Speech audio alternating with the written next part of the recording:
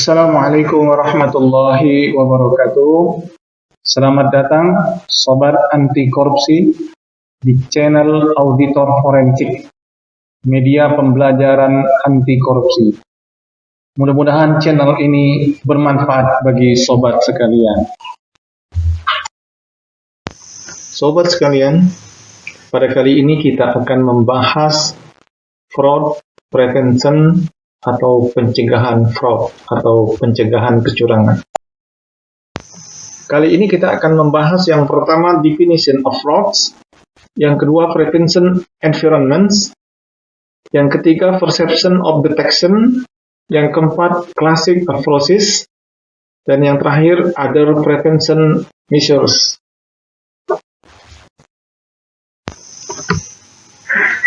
Definisi fraud menurut The Association of Certified Fraud Examiner (ACFE), fraud meliputi setiap tindakan yang disengaja dalam rangka mengambil harta atau uang orang lain dengan cara tipu daya, penipuan, atau dengan cara-cara yang tidak jujur lainnya.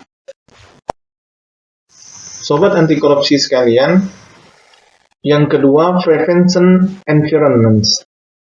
Ada satu quotes yang diungkapkan oleh Benjamin Franklin, "An ounce of prevention is worth a pound of cure." Diterjemahkan bebasnya, mencegah lebih baik daripada mengobati.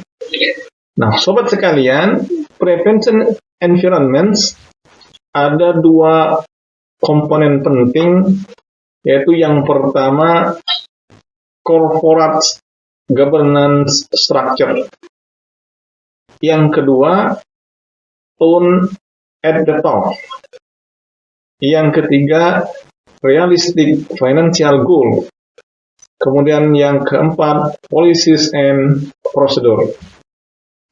Masing-masing akan dijelaskan pada slide berikut ini. Komponen yang pertama dari prevention environment, lingkungan pencegahan, adalah corporate governance structure, yaitu struktur tata kelola perusahaan. Kenapa struktur tata kelola perusahaan?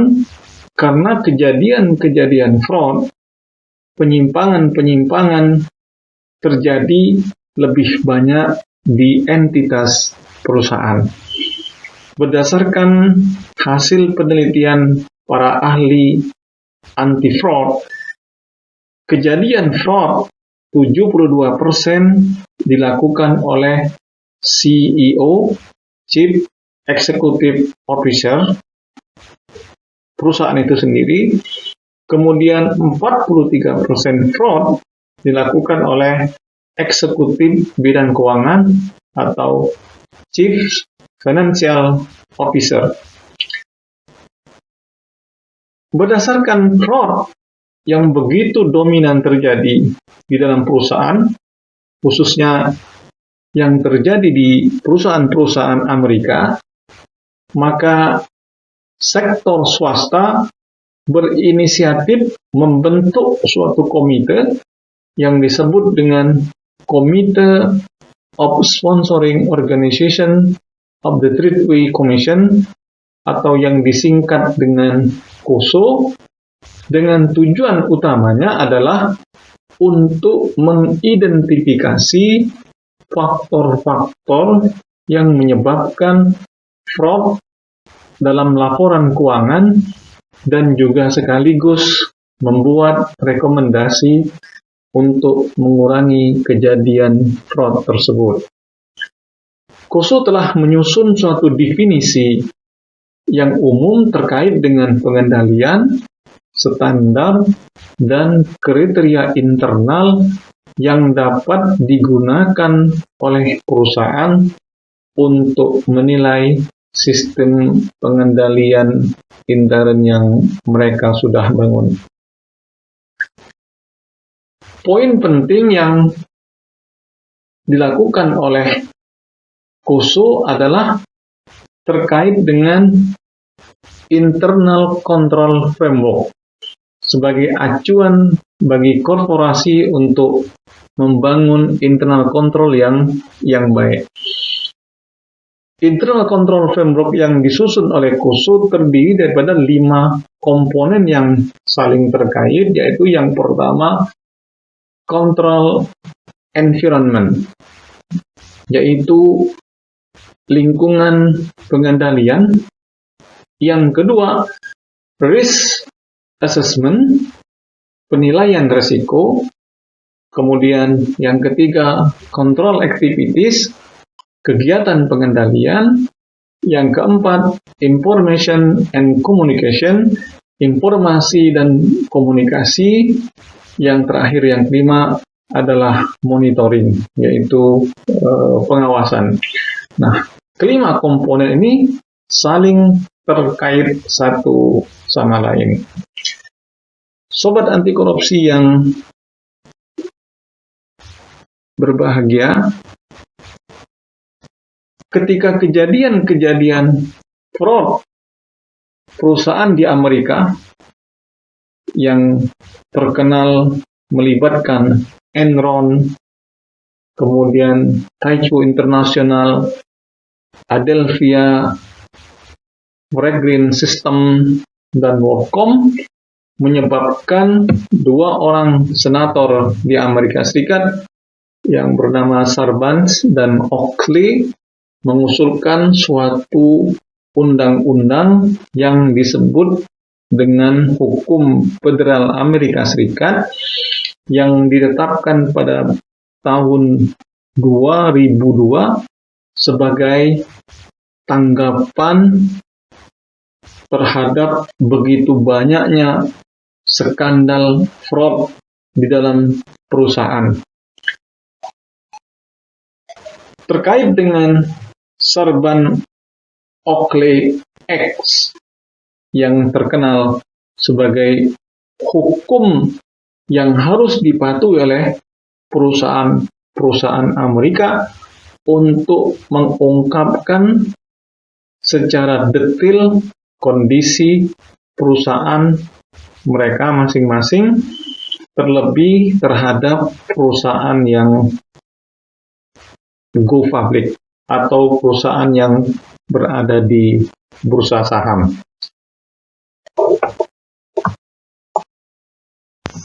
Sobat anti korupsi sekalian, bagaimana membangun corporate governance? Untuk membangun corporate governance bertransformasi menjadi good corporate governance atau tata kelola perusahaan yang baik, maka harus memenuhi 5 prinsip sebagai berikut.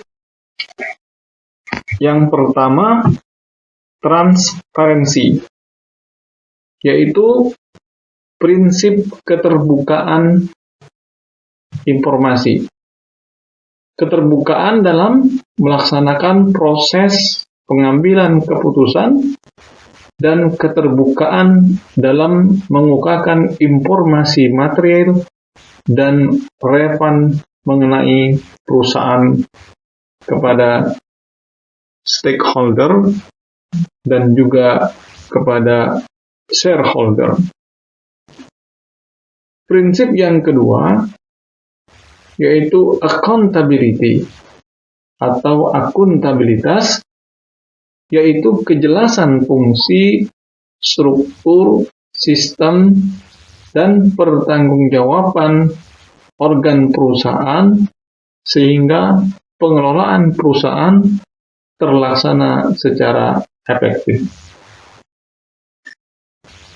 Prinsip yang ketiga dari good corporate governance adalah responsibility atau pertanggungjawaban, yaitu kesesuaian atau kepatuhan pengelolaan perusahaan terhadap prinsip korporasi yang sehat serta kepatuhan terhadap peraturan perundang-undangan yang berlaku.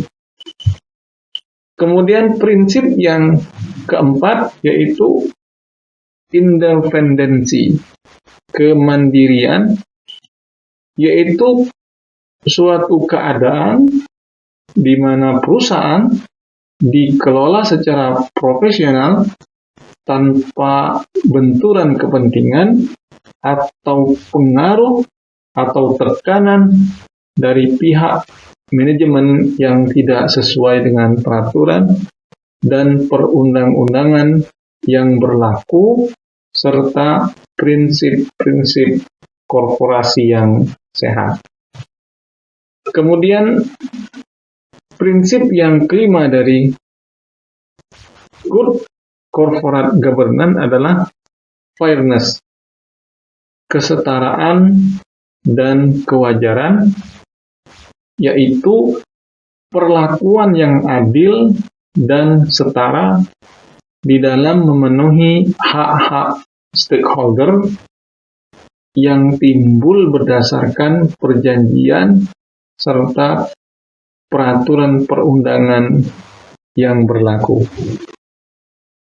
Artinya, kesetaraan ini sebagai contoh kesetaraan terhadap pemegang saham minoritas dan pemegang saham mayoritas di dalam memberikan suara dalam rapat umum pemegang saham. Sobat anti korupsi sekalian, contoh dari struktur organisasi perusahaan yang sudah menerapkan good corporate governance, yaitu sebagai puncak dari struktur adalah RUPS, Rapat Umum Pemegang Saham, yang membawahi pertama Dewan Komisaris dan Dewan Direksi. Dewan Komisaris membawahi Komite Audit, kemudian Komite Nominasi, kemudian juga Komite Manajemen Resiko, dan Komite Remunerasi. Sementara Dewan Direksi membawahi Sekretaris Perusahaan dan Satuan Pengawas Internal Perusahaan. Sobat sekalian, adapun konsep good corporate governance adalah terdiri daripada dua. Yang pertama hardware, yang kedua software.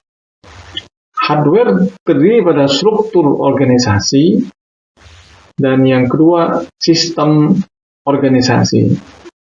Sementara yang software, yang lunaknya, yang perangkat lunaknya adalah paradigma, yaitu cara pandang perusahaan, kemudian visi dan misi perusahaan, kemudian values, nilai-nilai yang diterapkan oleh perusahaan atau yang ingin didapatkan oleh perusahaan, kemudian attitude terkait dengan sikap dan perilaku perusahaan, dan behavioral ethics, yaitu etika yang melatar belakanginya.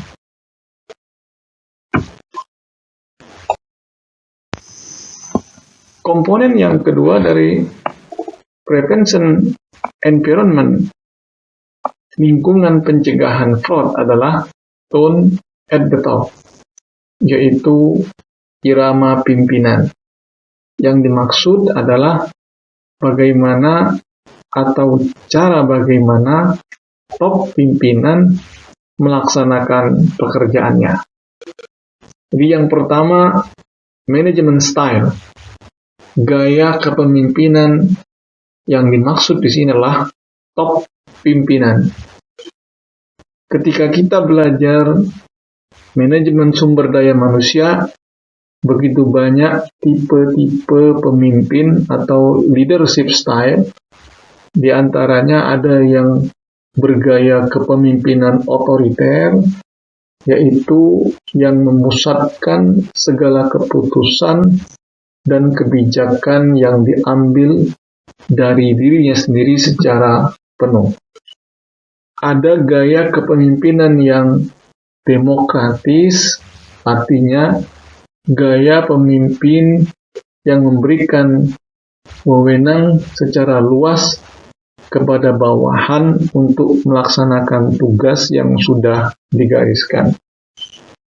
Ada gaya kepemimpinan yang lain. Kemudian, untuk mencapai entitas yang anti-fraud, diperlukan keteladanan organisasi yang dimulai oleh pimpinan. Sebagai contoh, seorang pimpinan yang memberikan contoh yang baik dengan masuk ke kantor tidak terlambat sebagaimana yang ditetapkan dalam aturan jam masuk perusahaan. Termasuk juga keteladanan organisasi adalah seorang pimpinan yang tidak segan sebagai contoh memungut untung rokok yang dia tidak harus memerintahkan kepada bawahannya.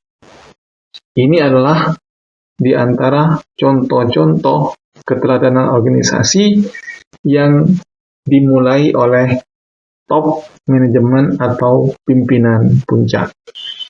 Nah, ketika ini dilakukan, maka yang berikutnya adalah anti-fraud culture, membangun budaya anti-fraud. Ketika top pimpinan menggarisbawahi bahwasanya tidak boleh apapun yang dilakukan terkait dengan tugas dan kewajiban para pekerja atau karyawan harus diimbali dengan sesuatu yang tidak harus dia terima. Katakanlah dalam hal ini apabila di suatu entitas yang memberikan pelayanan, tidak boleh pelayanan yang diberikan harus dilakukan dengan mensyaratkan imbalan dari penerima pelayanan. Nah, ketika ini dilakukan, maka akan muncullah prevention, pencegahan terhadap fraud di dalam entitas atau di dalam instansi yang bersangkutan.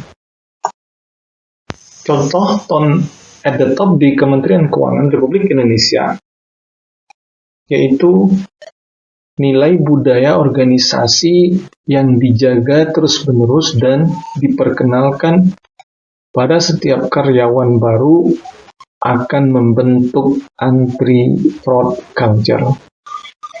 Nilai-nilai yang dicontohkan oleh pimpinan di Direktorat Jenderal Pajak adalah nilai-nilai integritas, profesionalisme, sinergi, pelayanan, dan kesempurnaan.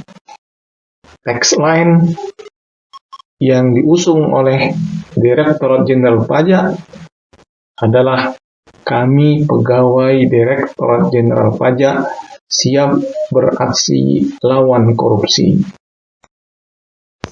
Komponen yang ketiga dari prevention environment adalah realistic financial goal, yaitu sasaran keuangan yang realistik dalam pengertian bahwa sasaran keuangan yang digariskan yang ingin dicapai benar-benar dapat diharapkan direalisasikan dengan mendasarkan kepada kondisi perusahaan. Ketika over optimistic goal, ketika sasaran itu melebihi dari kondisi perusahaan, maka akan menimbulkan pressure, tekanan kepada manajemen, termasuk juga tekanan kepada karyawan. Ketika tekanan ini muncul, ditambah dengan opportunity, kesempatan dalam pengertian pengendalian internal yang lemah, maka akan menimbulkan fraud, kecurangan dalam rangka mencapai sasaran keuangan yang berlebihan. komponen yang keempat atau yang terakhir dari prevention environments adalah policy and procedure, yaitu kebijakan dan prosedur. Ketika kebijakan telah digariskan, telah ditetapkan, dalam artian kebijakan yang anti-fraud, maka kebijakan tersebut mengandung tujuan yang ingin dicapai. Lalu bagaimana untuk mencapai tujuan tersebut? Maka yang diperlukan adalah prosedur-prosedur yang digariskan, ditetapkan, dalam artian juga prosedur tersebut, prosedur yang anti-fraud dalam rangka mencapai tujuan yang anti-fraud. Sarbanes-Oxley Act, yaitu hukum federal Amerika Serikat yang mengatur terkait dengan keterbukaan informasi perusahaan-perusahaan yang masuk dalam bursa saham, harus mengandung kebijakan dan prosedur anti-fraud, yaitu perusahaan harus membuat kebijakan dan prosedur, definisi fraud, deskripsi komunikasi dan publikasi kebijakan, deskripsi implementasi pengendalian anti-fraud, deskripsi pengujian pengendalian anti-fraud, kemudian deskripsi pengukuran audit fraud yang proaktif, deskripsi pelatihan untuk karyawan, deskripsi kebijakan dan prosedur investigasi, kemudian deskripsi analisis bukti, kemudian deskripsi resolusi untuk fraud, dan deskripsi prosedur pelaporan kejadian insiden di dalam perusahaan. Ini sobat sekalian yang ditetapkan oleh Sarbanes-Oxley Act yang merupakan kebijakan dan prosedur anti-fraud yang harus diterapkan oleh perusahaan-perusahaan yang masuk dalam bursa saham di Amerika Serikat. Sobat anti korupsi sekalian, sampai di sini. Mudah-mudahan materi ini ada manfaatnya. Jangan lupa comment, share, and subscribe. Wassalamualaikum warahmatullahi wabarakatuh.